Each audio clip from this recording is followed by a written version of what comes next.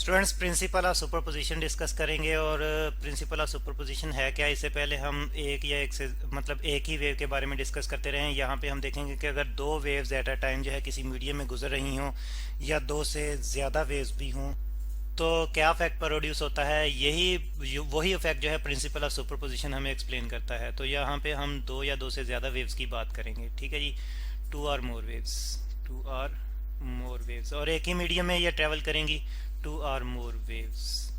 तो क्योंकि यहाँ पे हम मैकेनिकल वेव्स को डिस्कस कर रहे हैं तो मीडियम का जिक्र लाजमी आएगा। तो एक ही मीडियम में, इन सेम मीडियम जो है यानी कि ये ट्रेवल करेंगे इन सेम मीडियम प्रैक्टिकली। यानी कि रोज़मर्रा लाइफ में, कहाँ पे डेली लाइफ में जो है वो हमें प्रिंसिपल ऑफ सुपरपोजिशन से वास्ता पड़ता है। तो इसकी एक एग्जांपल जो है, आप अगर एक लार्ज हॉल में कहीं पे खड़े हों, एक बड़े से हॉल में जो है वो खड़े हों और आप वहाँ पे जो है वो बोलें तो आपको अपनी ही आवाज़ जो है वो नॉर्मल से ज़्यादा सुनाई देती है, ठीक है। एक तो इको प्रोड्यूस होती है, वो तो रिफ्लेक्शन है कि साउंड जो है रिफ्लेक्ट होके आती है। लेकिन इको के अलावा भी आपको जो है वो साउंड जो है वो लाउड सुनाई देती है, ज़्यादा साउंड सुनाई देती है। तो ऐसा क्यों होता है, यही हम प्रिंसिपल ऑफ सुपरपोजिशन की बेस पे समझेंगे, ठीक है जी। और इसके साथ साथ एक और भी एक्सपेरिमेंट आप कर सकते हैं। वो क्या है जी, अगर आप और आपका दोस्त जो है वो एक रोप ले लें, सही है। तो इसमें क्या होगा जी कि आपका दोस्त और आप जो है अगर एक रोप लें, एक एंड जो है वो आपके हाथ में हो और दूसरा एंड जो है आपके दोस्त के हाथ में हो।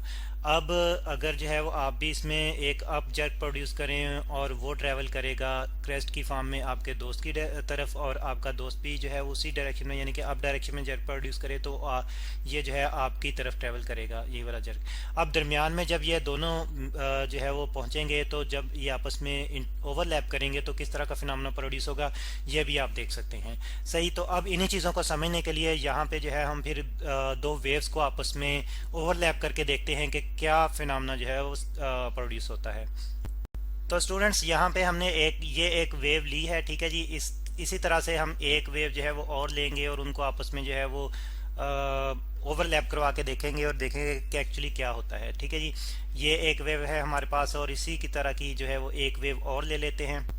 तो स्टूडेंट्स यहाँ पे हमने एक वेव जो है वो और ले ली है और ये आप देख रहे हैं, ये मतलब दो वेव्स हैं, ठीक है जी।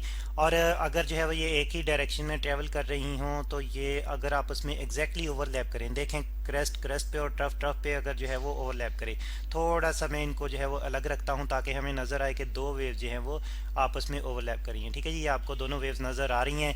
अब क्या होगा, ये ओवरलैप करेंगी एग्जैक्टली, तो ये बिल्कुल इस तरह से एक दूसरे के ऊपर ओवरलैप करेंगी, तो इनकी एनर्जी आपस में एडअप हो जाएगी।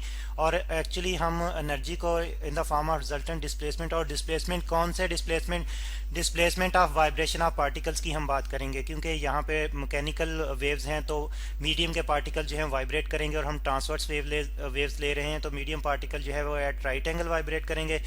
तो वो अब मीन पोजीशन से फिर उनका जो डिस्प्लेसमेंट होगा, उन्हीं डिस्प्लेसमेंट्स को, इन दोनों वेव्स के लिए उन्हीं डिस्प्लेसमेंट को जो है वो अगर हम देखें तो वो आप देख रहे हैं कि दोनों के डिस्प्लेसमेंट जो है वो इन फेज होंगे, ठीक है जी।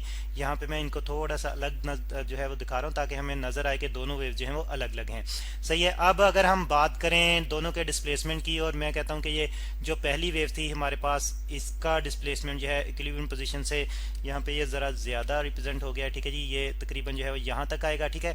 और ये इसका इक्विलिब्रियम पोजीशन से डिस्प्लेसमेंट है अप्रॉक्सीमेटली, ये भी थोड़ा ज़्यादा है। अगर हम इसको फिर जो है वो थोड़ा एक्यूरेटली बनाने की कोशिश करें तो ये यहाँ पे जो है वो स्टूडेंट्स हमें नॉर्मली मिलेगा, ठीक है जी। इक्विलिब्रियम पोजीशन के लॉन्ग डिस्प्लेसमेंट यहाँ से लेकर यहाँ तक, और इसको अगर मैं रिप्रेजेंट कर दूँ y1 से, सही है जी, y1 से। और हम देख रहे हैं कि इसी दौरान में जो दूसरी वेव है उसका स्टूडेंट्स, उसका डिस्प्लेसमेंट भी हमें नजर आ रहा है कि वो भी जो है उसी डायरेक्शन में है, ठीक है जी। डिस्प्लेसमेंट जो कि इनकी वेक्टर क्वांटिटी है दोनों के लिए, तो वो भी जो है वो उसी डायरेक्शन में है। और इस डिस्प्लेसमेंट को हम y2 से रिप्रेजेंट कर दें तो सेम डायरेक्शन में होने की वजह से ये दोनों डिस्प्लेसमेंट एडअप होंगे, और दोनों डिस्प्लेसमेंट एडअप होंगे तो एक रिजल्टेंट वेव जो है वो प्रोड्यूस होगी, यानी कि दोनों वेव्स एक दूसरे के ऊपर ओवरलैप कर रही हैं। ओवरलैपिंग में दोनों के डिस्प्लेसमेंट जो है इन फेज हैं, एक ही डायरेक्शन में हैं, तो एडअप होंगे। और फिर हम कह रहे हैं कि ये अगर एक ही डायरेक्शन में दोनों जो है वो मूव करेंगे, सही है। तो मीडियम में एक ही टाइम पे और एक ही तरह की वेव है, यानी कि दोनों ट्रांसवर्स वेव हैं। सही, तो अब हम देखते हैं कि दोनों के डिस्प्लेसमेंट जो है वो एडअप होंगे। तो रिजल्टेंट डिस्प्लेसमेंट की अगर हम बात करें तो सिंपली हम अलजेब्रिकली दोनों डिस्प्लेसमेंट को एडअप कर लें, यानी कि वेक्टर फॉर्म में एडअप नहीं करना, सिर्फ अलजेब्रिकली हम एडअप कर रहे हैं y1 प्लस y2, तो हमें जो है रिजल्टेंट डिस्प्लेसमेंट मिल जाएगा। अब ये रिजल्टेंट डिस्प्लेसमेंट हमें फिजिकली किस फॉर्म में मिलेगा, तो एक्चुअली स्टूडेंट्स एक रिजल्टेंट वेव प्रोड्यूस होगी जिसका डिस्प्लेसमेंट जो है वो इन दोनों के डिस्प्लेसमेंट का सम अप होगा। अगर y1 y2 इक्वल हैं तो हम कह सकते हैं कि दोनों एडअप होके एक डबल डिस्प्लेसमेंट वाली रिजल्टेंट वेव प्रोड्यूस करेंगे। और अगर हम उसे देखना चाहें कि किस तरह की वेव जो है प्रोड्यूस होगी, तो यहाँ पे हम वो भी रिप्रेजेंट कर लेते हैं।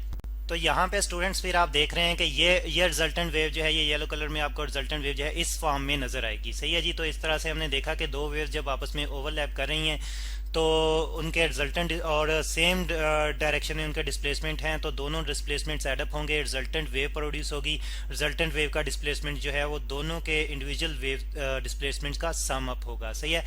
तो और अगर हम बात करें कि यही वेव जो हैं, यानी कि यहाँ पे तो उनको इन फेज हमने जो है वो ओवरलैप करवाया है, क्रेस्ट क्रेस्ट पे और टफ टफ पे जो है वो ओवरलैप हुआ है, तो ये हमारे पास रिजल्ट आ रहा है। और अगर डिस्प्लेसमेंट अपोजिट होते तो तब क्या होता, ये भी हम देखेंगे। तो यहाँ पे फिर जो है वो एक वेव को हमने दोबारा से यहाँ पे जो है वो लिया है उसी तरह की वेव को, और दूसरी वेव को भी यहाँ पे हम जो है वो दोबारा ले लेते हैं। ठीक है जी।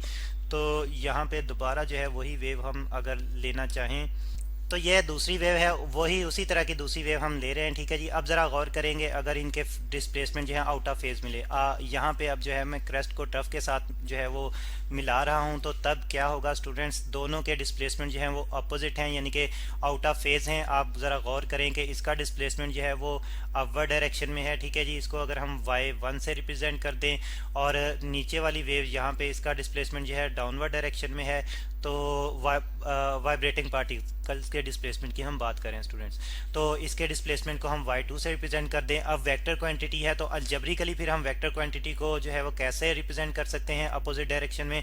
तो स्टूडेंट्स हमें पता है कि अलजेब्रिकली जो है फिर हम एक को पॉजिटिव लेंगे और अपवर्ड डायरेक्शन वाली को अगर हम पॉजिटिव ले लें तो डाउनवर्ड डायरेक्शन वाली को फिर जो है हम नेगेटिव लेंगे। सही है।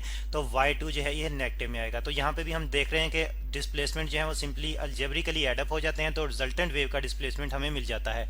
अब अगर दोनों वेव्स जो हैं वो एक ही एम्पलीट्यूड, यानी कि उनके अपर और डाउनवर्ड डिस्प्लेसमेंट दोनों के जो है वो एक जैसे ही हैं, यानी कि y1 y2 के बराबर है, तो क्या होगा, एक दूसरे का इफेक्ट कैंसिल आउट करेंगी और रिजल्टेंट हमें कोई भी वेव जो है वो नज़र नहीं आएगी यहाँ पे। सही है। तो इस तरह से हमने देखा कि दो या दो से ज़्यादा वेव जब आपस में ओवरलैप करती हैं तो उनके डिस्प्लेसमेंट जो हैं वो एडअप हो जाते हैं और एक रिजल्टेंट वेव जनरेट होती है। तो जो रिजल्टेंट वेव होती है उसका डिस्प्लेसमेंट जो है वो that is the algebraic sum of displacements of individual waves. सही है। तो इसी तरह का फिनोमेना जो है, चलें यहाँ पे इसी बात को यहाँ पे हम जो है स्टूडेंट्स रीराइट कर लेते हैं, यानी कि लिख लेते हैं इन वर्ड्स के when two or more waves when two or more waves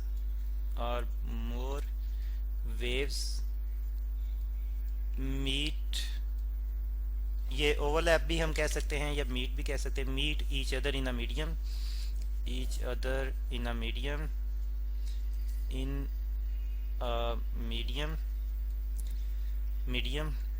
then their displacements are added up, their displacements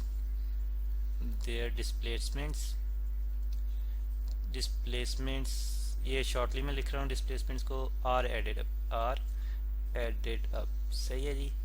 तो एडेड अप अलजेब्रिकली।